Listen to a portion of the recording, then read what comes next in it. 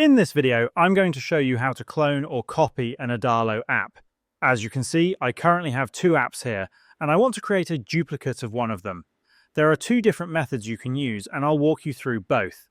First, open the app you want to clone and click the settings icon on the left side of your screen.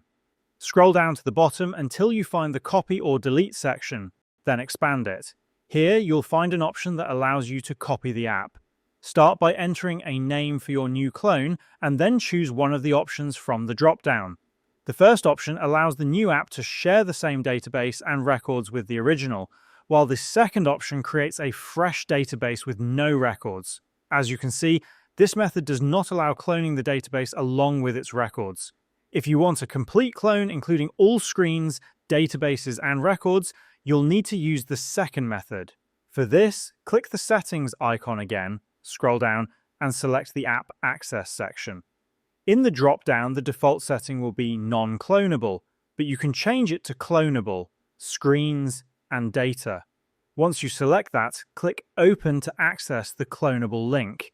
Then click Clone App, enter the name of your new app, and press Go. After a moment, the entire app will be cloned exactly as it is. If you open the database tab on the left, you'll see that all records have been duplicated as well, and this is how you can clone or copy an Adalo app.